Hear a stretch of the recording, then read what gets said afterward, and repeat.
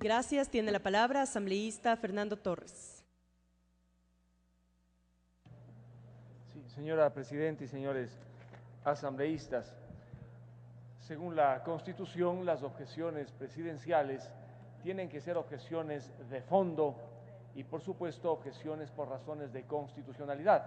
De las 54 objeciones a este proyecto de ley, 30 son objeciones gramaticales y de forma, y de ellas 20 exclusivamente objeciones relacionadas con el mal uso del idioma castellano por parte de la Asamblea.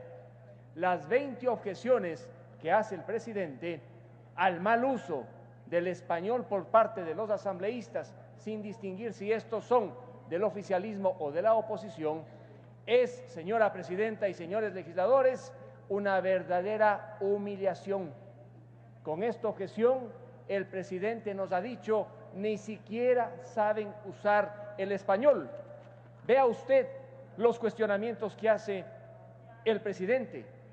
Dice que utilizan mal los legisladores la conjunción copulativa cuando debería ser disyuntiva, un asunto elemental entre y u o. Igualmente, cuestiona el manejo de adjetivos, nos habla del mismismo porque dice que esta asamblea utilice el adjetivo en lugar del pronombre, y varias veces, no una sola vez.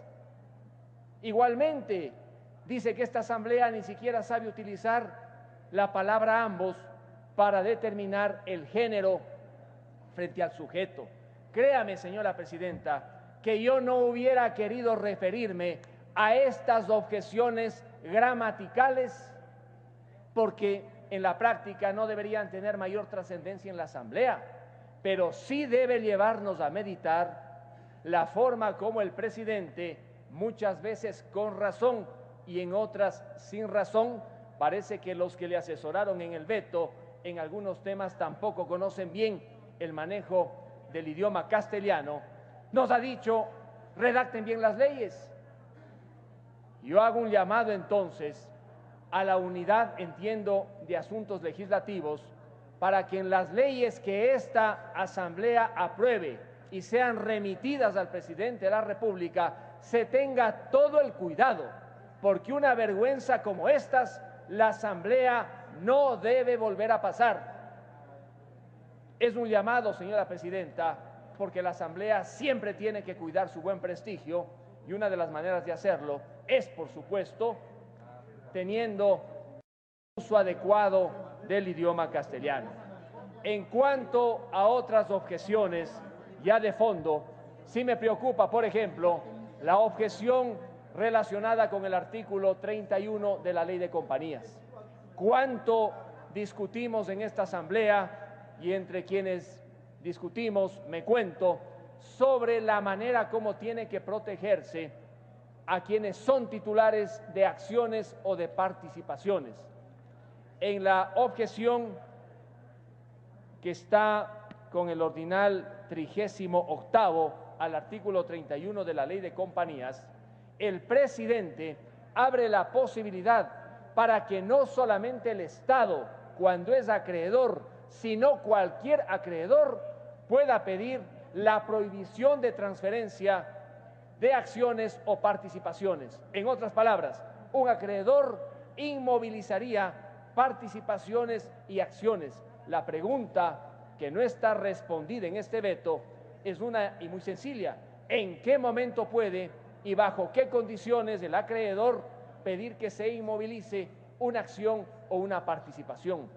Está bien y es correcto lo que dice el presidente en cuanto al hecho de que solo se pueden embargar acciones de compañías anónimas, pero no se pueden embargar participaciones o cuotas de compañías de responsabilidad limitada. Ello es correcto, y esa es una de las grandes diferencias, porque algunos que quieren emprender o hacer negocios prácticamente constituyen una compañía de responsabilidad limitada y no una anónima.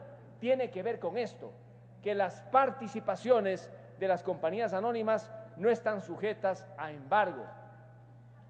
En todo caso, tal como se presenta la objeción, existe la posibilidad que cualquier acreedor en cambio, inmovilice las transferencias de las participaciones de las compañías limitadas. Y ello sí es motivo de preocupación, porque en la objeción no se señala el procedimiento. Mejoraría esta Asamblea en mantener el texto inicial, no alienarse a la objeción e insistir en lo que inicialmente se aprobó. Y la otra preocupación que de alguna manera ha sido ya expresada por la asambleísta Mae Montaño. En las objeciones 30ª y 31ª, y anteriormente en la objeción primera y segunda, se le conceden demasiadas competencias a esta superintendencia, competencias para imponer sanciones desproporcionadas, y un mandato constitucional es que la sanción sea proporcional a la infracción, artículo 76, y no se cumple en la objeción propuesta por el presidente de la República. Y adicionalmente, en cuanto a las impugnaciones, se desarrolla la idea del recurso de revisión, pero se señala que si alguien presenta el recurso de revisión en la instancia administrativa, no logra con la presentación del recurso de revisión suspender la sanción, se ejecuta. Y da a entender la objeción que solamente se podría acudir a la jurisdicción contencioso-administrativa una vez que el superintendente haya despachado y atendido el recurso de revisión. Y ello sí es preocupante, porque no hace falta agotarse la vía administrativa para poder recurrir directamente ante los jueces de derecho. Con esta confusión, la situación de aquellos que puedan ser sancionados en virtud de esta ley será jurídica y procesalmente sumamente difícil. Ya está ocurriendo con la ley de medios. Resulta que se les juzga administrativamente a periodistas y a medios de comunicación privados, no por jueces de derecho, por medios públicos. Se impone la sanción y tiene aquel sobre quien se ha impuesto la sanción que cumplirla, independientemente de que haya o no presentado un recurso judicial en el ámbito contencioso administrativo. Esta es una tendencia en el derecho administrativo de aquellos estados que no quieren reconocer que los funcionarios públicos, al imponer una sanción, sobre todo pecuniaria, normalmente caen en el ámbito de la arbitrariedad. Si ya se cometió ese error en la ley de comunicación, ahora nuevamente en esta ley se repite un error en contra de aquellos que pueden ser víctimas de sanciones desproporcionadas. La actual ley del sistema financiero establece de manera saludable que si se presenta un recurso de revisión ante la Junta Bancaria, la sola presentación de ese recurso suspende las sanciones en el ámbito financiero. Ojalá con el nuevo Código Monetario y Financiero que está por discutirse no incorporen normas parecidas a las que ya existe en la Ley Orgánica de Comunicación y en esta nueva Ley del Mercado de Valores. Leyes que si son aplicadas por servidores públicos que actúan al borde de la arbitrariedad, siempre conculcan derechos fundamentales de los ciudadanos y de los administrados. Por lo demás, me parece bastante bien y saludable que por lo menos la Comisión en 2 puntos haya pedido a la Asamblea que ésta ratifique lo inicialmente aprobado.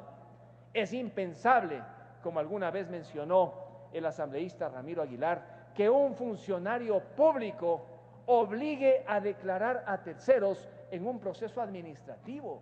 ¿Cómo puede un funcionario público convertirse en juez de derecho? Cuando uno está en un proceso judicial, el juez tiene potestades para obligar a que declaren a aquellos llamados a declarar, inclusive con el auxilio de la fuerza pública. Pero un funcionario administrativo, al contar con esta competencia, indudablemente que iría por el camino del abuso. Bien hace entonces la Comisión en solicitar que en este punto la Asamblea se ratifique. Y en el fideicomiso de garantía, sí me da muchísima pena que se excluya la compra y venta de automotores. Debió haberse amparado también, porque independientemente de los abusos que puedan haber cometido algunos concesionarios, al no existir ese instrumento, serán en ciertos casos más difíciles para el comprador el poder adquirir un vehículo. Muchísimas gracias.